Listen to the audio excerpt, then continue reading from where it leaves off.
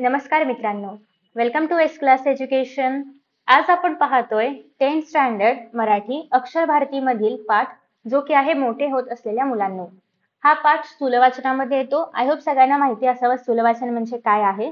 नसेल माहिती तर मी पुन्हा एकदा सांगते. तर बेसिकली आपल्या पेपरमध्ये आपल्याला जे पठित उतारे असतात म्हणजे जे आपल्या टेक्स्टबुक मधले पॅसेजेस आहेत ते येतात आणि त्याच्या आधारे आपण क्वेश्चन सॉल्व्ह करतो, ते वाचून वगैरे सॉल्व्ह करतो. पण स्थूल वाचनामध्ये पॅरेग्राफ्स जे आहेत तर ते आपल्या क्वेश्चन पेपरमध्ये येत नाहीत. त्याच्यामुळे आपल्याला हे पॅरेग्राफ्स पहिल्यापासून माहिती असणं गरजेचं आहे. सो हे नीट वाचायचे आहेत कारण हे तुम्हाला रेफरन्ससाठी पेपरमध्ये काही मिळणार नाही. डिरेक्टली तुम्हाला क्वेश्चनचे आन्सर्स लिहायचे असतात. सो त्याच्यामुळे तुम्हाला हे सगळे जे स्थूल वाचनाचे पाठ आहेत तर ते घरून नीट करून जायचं आहे सो दॅट तुम्ही एक्झाम मध्ये आन्सर्स लिहू शकाल. सो आता हा जो पाठ आहे याचे लेखक आहेत डॉक्टर अनिल काकोडकर.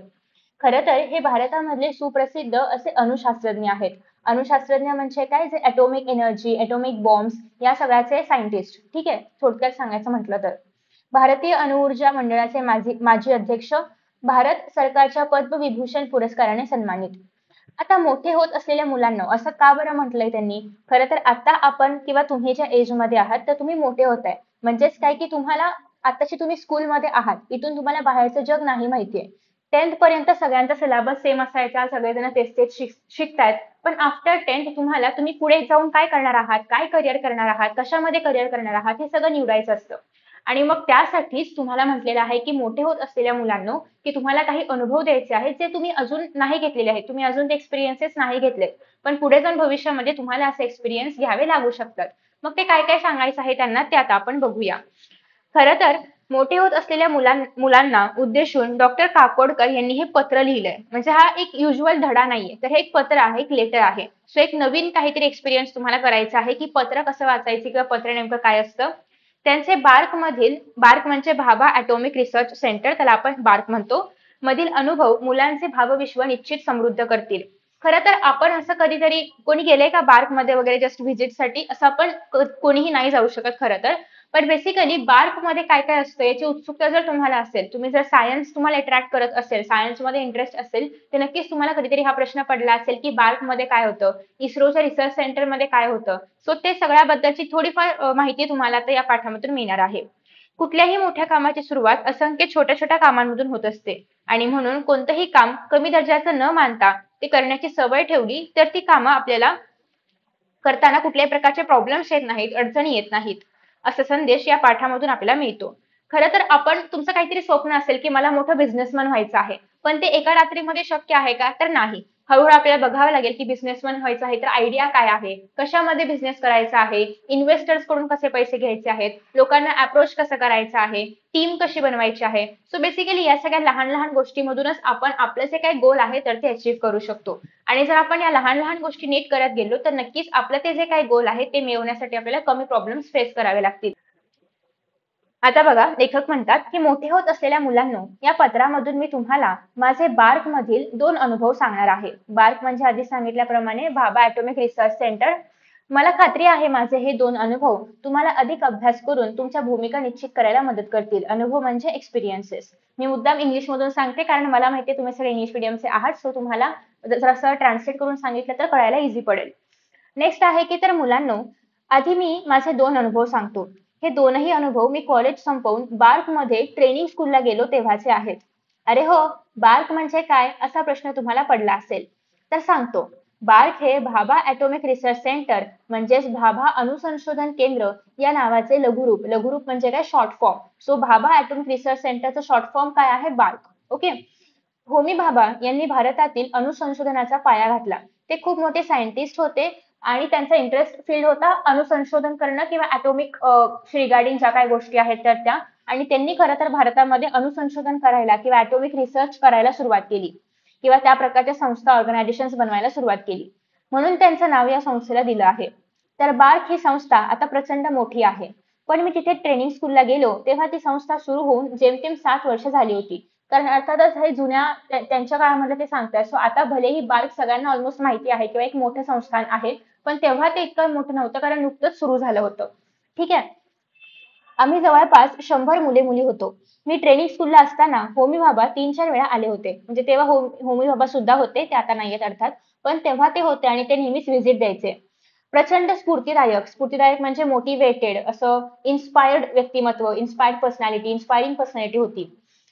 एकदा आम्ही त्यांना विचारलं, की आज इतकी मुलं-मुली आहेत, पण सर्वांना पुरेल इतकं काम कुठे आहे? म्हणजे अर्थातच तेव्हा पण हा जो अपॉर्च्युनिटीचा इश्यू होता तर तो होताच. तेव्हा पण होता, अजून पण आहे, की म्हणजे इतके सारे मुलं आहेत, एवढे सगळे यातून ट्रेनिंग घेणार, मग सगळ्यांना जॉब्स मिळतील का? किंवा सगळ्यांनाच काही-काही अपॉर्च्युनिटीज मिळतील का? हा प्रश्न त्यांनी तेव्हा बाबांना विचारला होता. आणि मग पुढे ते असं म्हणतात, की तुम्ही त्यांची काळजी का करता? तुम्ही सर्वजण संशोधन करत आहात. त्यासाठी सरकारला खर्च किती येतो याचा आता विचार करू नका. मात्र एक करा, तुम्ही स्वतःच काम निर्माण करा. आपण काय काम करायचं हे तुम्ही स्वतःच ठरवा. बॉसने सांगितलं तेवढंच काम करायचं आणि सांगितलं नसेल तर आपल्याला कामच नाही असं समजायचं हे चुकीचं आहे. ही प्रवृत्ती गेली पाहिजे. मग खरं तर त्यांनी किती छान उत्तर दिलं बघा, की अपॉर्च्युनिटीज असतील का याचा विचार आपण का करायचा? आपल्या हातामध्ये काय आहे? आपण काम करणं. ते अपॉर्च्युनिटीज आपल्याकडे आपोआप येतील जर आपण त्या कामामध्ये एक्सपर्ट असू तर. सो त्याच्यामुळे आपल्याला जे काम दिलंय ते नीट करणं आणि इव्हन त्याच्या पलीकडे जाऊन त्याच्या बियॉन्ड जाऊन काम करणं. कारण कधी-कधी काय होतं, की जेव्हा आपण जॉब करतो तेव्हा आपलं काय असतं, की बॉसने जेवढं सांगितलं तेवढं करायचं आणि परत जे काही आपल्याकडे वेळ असेल त्याच्यामध्ये आपल्याला काही कामच नाहीये असं आपण बसतो.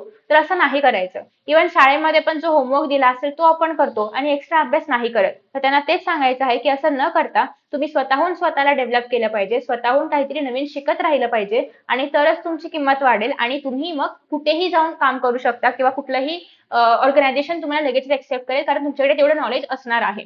सो हे जे काही जेवढं काम दिलंय तेवढंच करण्याची जी काही प्रवृत्ती आहे, जो काही स्वभाव आहे, जे काही बिहेवियर आहे, ते न ठेवता एक्स्ट्रा गोष्टी करणं, एक्स्ट्रा शिकत राहणं याची सवय आपल्याला असली पाहिजे. आणि आपणच काम निर्माण केलं पाहिजे. आपणच अपॉर्च्युनिटीज निर्माण केल्या पाहिजे. जर आपल्याला अपॉर्च्युनिटीज मिळत नसतील तर आपण त्याच्या लायक बनलं पाहिजे. ते स्किल्स आपण स्वतःमध्ये डेव्हलप केले पाहिजेत. त्यानंतर पुढे असं आहे ओके. ठीक आहे. तुम्ही सर्वजण संशोधन करत राहा आणि या सगळ्याची काळजी तुम्ही कशाला करता? तुम्ही फक्त संशोधन करत राहा.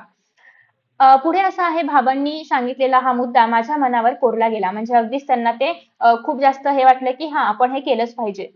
आणि मुलांनो, स्वानुभवाने म्हणजे स्वतःच्या एक्सपिरियन्सने सांगतो, एकदा हे लक्षात आलं ना, की the sky is the limit म्हणजे आपण जितकं करू तेवढं कमीच आहे. जितकं आपल्याला शक्य आहे तितकं आपण केलं पाहिजे. मग ते एज्युकेशनमध्ये असो, कुठेही कुठल्याही कामामध्ये असो. जेवढं काही आपण एक्स्ट्रा करू शकतो किंवा जितकंही आपल्याला करणं शक्य आहे तेवढं सगळं आपण केलं पाहिजे. त्यानंतर पुढे असं आहे,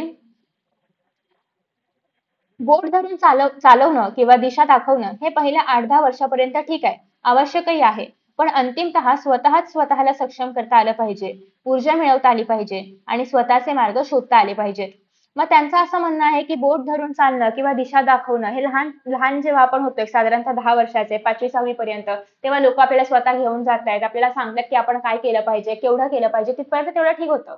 पण आता आपण अशा एजमध्ये आहोत, की आता आपण स्वतः विचार करू शकतो. काय चूक आहे, काय बरोबर आहे हे ओळखू शकतो. आपण काय केलं पाहिजे हे आपल्याला कळू शकतं. त्यामुळे आता त्याच्यावरती डिपेंड न राहता किंवा स्पून फीडिंग वरती डिपेंड न राहता आपण स्वतःला सक्षम केलं पाहिजे. स्वतःचे मार्ग स्वतः शोधले पाहिजेत. तर हा एक अनुभव त्यांनी सांगितला. त्यानंतर लेखक पुढे म्हणतात, की आता दुसरा अनुभव सांगतो. आता पहिला अनुभव झाला. त्यातून आपल्याला काय शिकायला मिळालं, की स्वतःसाठी स्वतःच संधी निर्माण केल्या पाहिजेत आणि प्रत्येक वेळी कुणीतरी आपल्याला मार्ग दाखवेल यापेक्षा आपण स्वतःसाठी मार्ग शोधले पाहिजेत. ठीक आहे?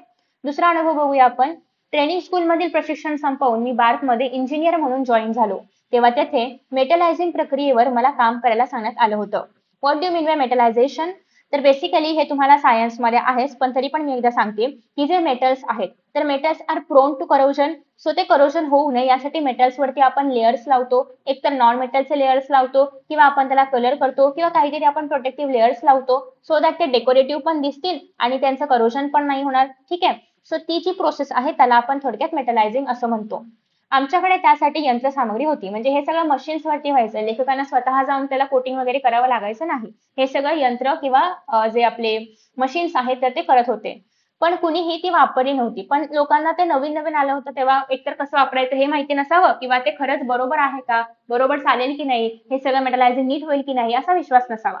म्हणून खरं तर ते कोणी वापरत नव्हतं.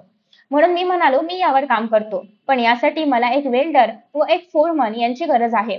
मग तेव्हा लेखकाने स्वतः पुढाकार घेतला आणि ते म्हणाले, की मी याला काम करतो पण मला काहीची आवश्यकता आहे.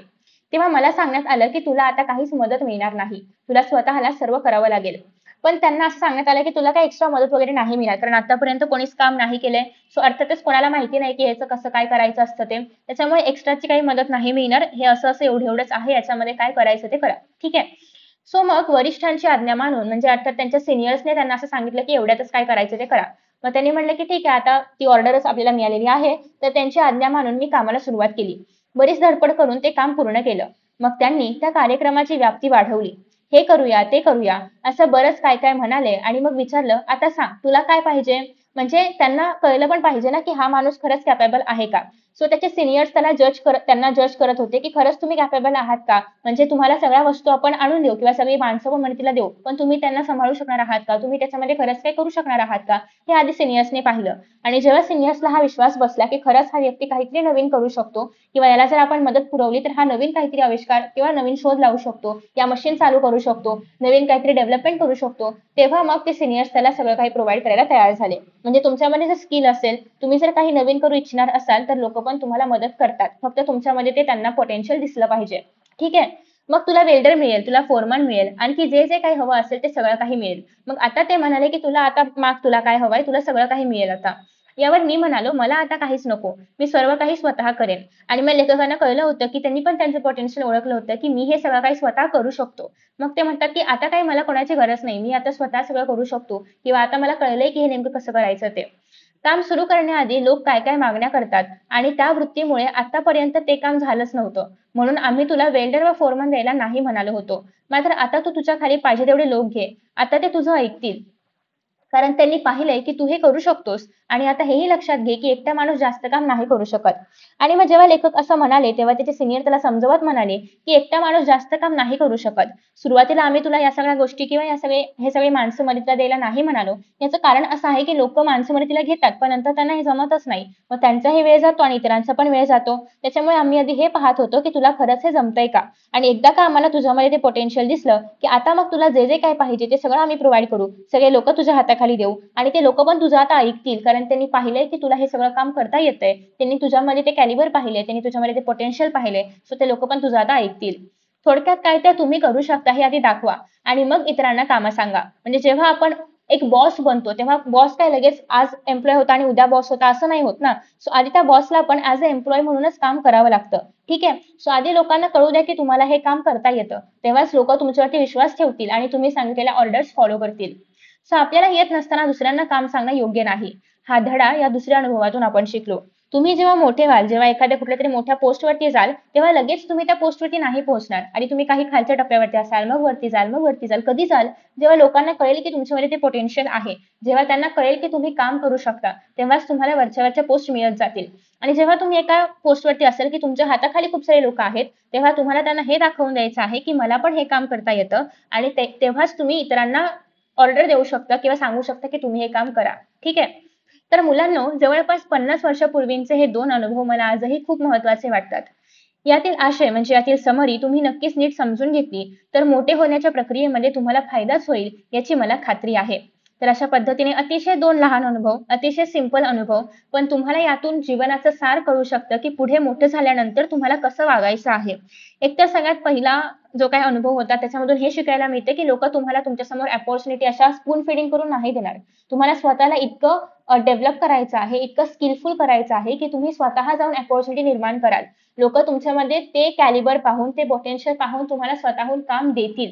आणि दुसरं असं आहे की तुम्ही जोपर्यंत स्वतः एखादी कृती करणार नाहीत, तोपर्यंत तुम्हाला कोणी मदतीला येणार नाही, तुमचं कोणीही ऐकणार नाही. पण एकदा का बाकीच्यांना कळलं की तुम्ही काहीही करू शकता किंवा तुमच्यामध्ये ते पोटेन्शियल आहे, की लोक आपोआप तुमच्या मदतीला येतील, तुम्ही पण त्यांना मग ऑर्डर देऊ शकता आणि ते तुमचं ऐकणार. ठीक आहे.